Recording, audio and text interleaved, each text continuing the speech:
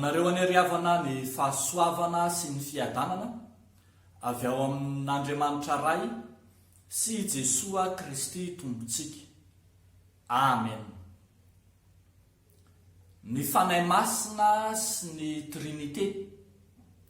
Ny fanahy masina sy ny trinité, izany no asongadiny nofinainantsika anio ao amin'ny filazantsara araka ny Jaona 4:20, ny 2:12 hatramin'ny 5:10.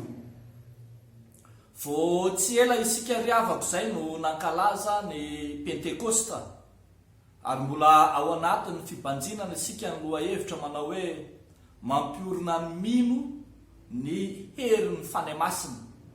Ary manodidina izay indrindra ny lohahevitra banjintsika anio mahakasika ny fanahy masina sy ny trinité. Eto amin'ity nofinaina ity, raha marina kokoa, efa manomboka any amin'ny filazantsara araka ny Jaona 4:20 no manomboka manome fampiononana ho an'ny mpianatra, ho an'ny mpanaradia azy Jesosy Kristy. Andeha izy, kanefa raha andeha izy dia tsy ho irery akory ny mpianatra. Eto dia ambarany fa haniraka ny fanahy fahamarinana, na ny fahazontsika azy dia hoe ny fanahy masina i Jesosy Kristy. Ho tonga ho izy ny fanahy fahamarinana, ka izy no hitaridalana anareo amin'ny marina rehetra. Rehefa tena dinihana riavako, dia hita fa manana toetra maneho ny maha-Andriamanitra azy ny fanahy masina, na ilay fanahy fahamarinana izay tenenin Jesosy Kristy eto. Toetra na fanahy maneho ny maha-Andriamanitra azy, moa avatsy tena maneho firaisana, fomba sy fanao amin'Andriamanitra mihitsy, ary moa ava tsy Andriamanitra mihitsy aza. Maneho amintsika ny marina rehetra. Inona moa ny marina? Tsy misy marina afa-tsy iray ihany, dia Andriamanitra. Izany hoe aneho amintsika ny maha-Andriamanitra azy no ambara eto. I Jesosy Kristy lay efa nanambarako fa lalana sy fahamarinana ary fiainana no ambara fa fahamarinana ihany koa. Noho izany, ilay fanahy fahamarinana dia sady manambara an'Andriamanitra ray no manambara an Jesosy Kristy lalana sy fahamarinana ary fiainana.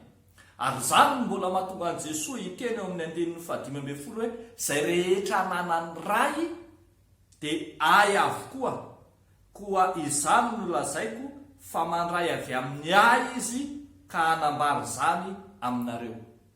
Tsy hafa arak'izany ry havako malala, ity fanahy fahamarinana ity fa ny ray sy ny zanaka ihany. Noho izany, raha hiala Jesosy dia ho avy ny fanahiny ray, mbola ilay Andriamanitra ihany no homba ny mpianatra. Tsy ho irery ny mpianatra, fa mbola eo aminy ilay Andriamanitra miseho amin'ny alalan'ny fanahy masina. Mampahery antsika rehetra eo alohan'ny toe-javatra rehetra samihafa izay atrehantsika, eo anatrehan'izay mahatsiarovantsika tena ho irery, eo anatrehan'ny atsiarovantsika fakamboty, eo anatrehan'ny fahatsiarovantsika fa kely hery tsy mahefa na inona dia tsarovy fa mbola eo ny fanahy masina mampahery, mampitraka momba antsika mandrakariva, ary dia momba antsika mandrakariva ny fanahy fahamarinana. Amen. Hivavaka isika ravako.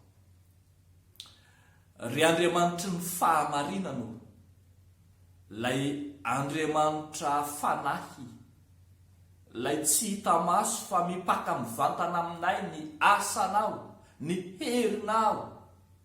Eny, lay Andriamanitra miasa mahery, Andriamanitra miasa mangina, ka maneho ny herinao lehibe aminay tsiraray avy. Vangio manokana tompo, ireo reraka, ireo osa, ireo tsy mahatsitraka amin'ny fiainana, ireo izay tsy mahatondro ny tenany irery, ento amin'ny fifalinao, ento amin'ny fanahinao masina izy ireny, anana ny anjara tsara izay tsy alaina aminy. Misotranao tompo amin'ny zavatra rehetra. Ankehitriny izahay dia mametraka eo ambany fahasoavanao ireo izay ao anatiny tsy fahasalamana, ireo izay vesaran'ny aretina, indrindra ny aretina coronavirus. Ianao Jesosy anasitrana, ianao Jesosy ampahery hiaraka amin'ireo mpitsabo, ireo ekipa medikaly rehetra, ianao ampahombo ny fitsaboana izay ataon'izy ireny.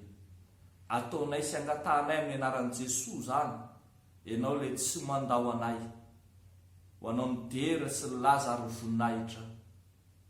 Amen.